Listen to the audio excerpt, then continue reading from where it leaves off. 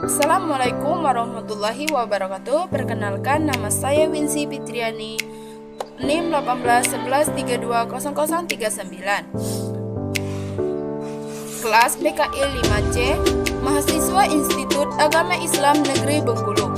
Baiklah, saya di sini akan membahas materi tentang behavioral, eksistensial, humanistik, dan gestalt. Yaitu yang pertama itu materi tentang behavioral, pandangan terhadap manusia.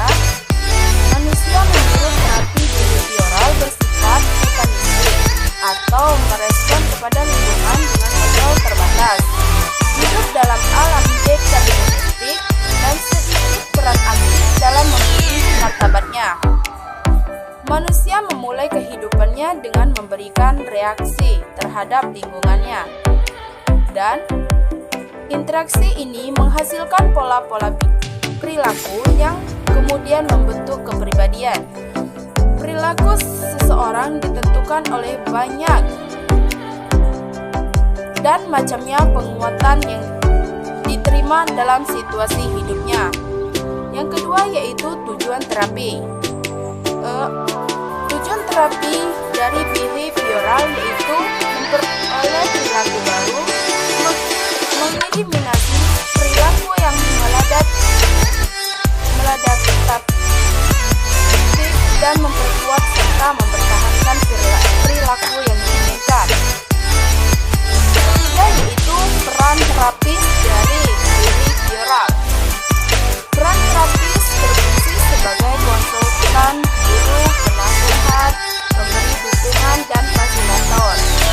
Ia juga bisa memberi instruksi atau mensupervisi orang-orang pendukung yang ada di lingkungan klien yang membantu dalam proses perubahan tersebut.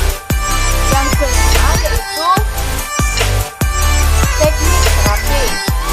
Teknik terapi dari materi behavioral yaitu ada 5. Yang satu, desensitisasi sistematis. Yang kedua, terapi inklusif dan cloning. Yang ketiga yaitu pelatihan asertivitas. Yang keempat, terapi aversi. Yang kelima, token ekonomi.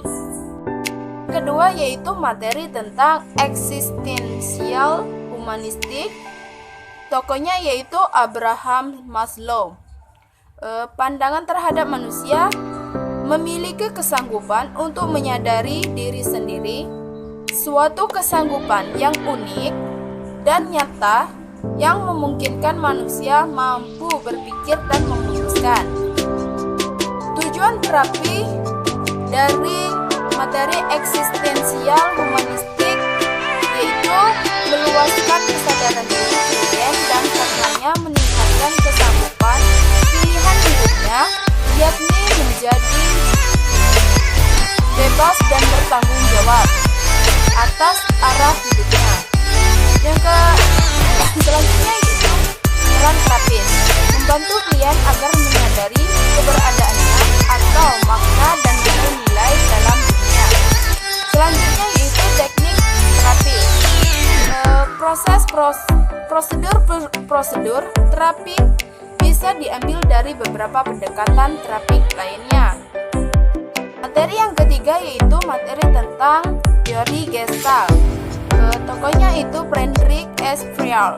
Pandangan terhadap manusia yaitu pandangan gestalt tentang manusia berakar pada filsafat eksistensial dan fenomenologis yang menekankan pada konsep-konsep perluasan kesadaran, penerimaan tanggung jawab pribadi, kesatuan pribadi, dan mengalami cara-cara yang menghambat kesadaran. Salah satu sumbangan utama terapi gestalt adalah penekanannya pada diri di sini dan sekarang. Berfokus pada masa lampau dianggap sebagai suatu cara untuk menghindari tindakan mengalami saat sekarang sebelumnya. Konsep lainnya dari terapi gestalt adalah Unfixed, Business, dan avoidance.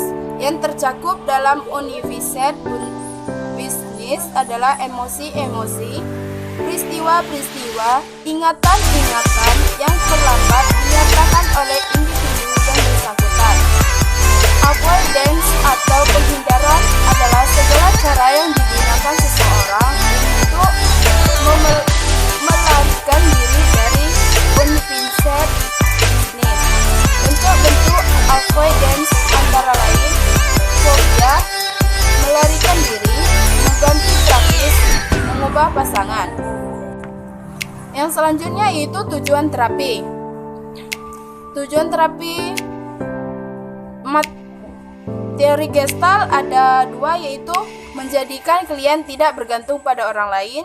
Yang kedua, menjadikan klien menemukan sejak awal bahwa dia bisa melakukan banyak hal dari apa yang dipikirkannya. Selanjutnya itu peran terapis. Peran terapis dari teori Gestalt yaitu membantu klien dalam melaksanakan peralihan dukungan eksternal kepada dukungan internal dengan menentukan letak jalan buntu. Jalan buntu adalah titik tempat individu menghindari mengalami perasaan-perasaan yang mengancam karena dia merasa tidak nyaman. Yang terakhir yaitu teknik terapi Gestalt. Yang pertama itu permainan dialog, top dog dan underdog. Yang kedua yaitu berkeliling. Yang ketiga latihan, saya bertanggung jawab atas. Yang keempat yaitu saya memiliki rahasia. Yang kelima bermain proyeksi. Keenam teknik pengembalikan. Ketujuh permainan ulangan. Kedelapan permainan melebih-lebihkan. Yang kesembilan tetap dengan perasaan. Terima kasih. Wassalamualaikum warahmatullahi wabarakatuh.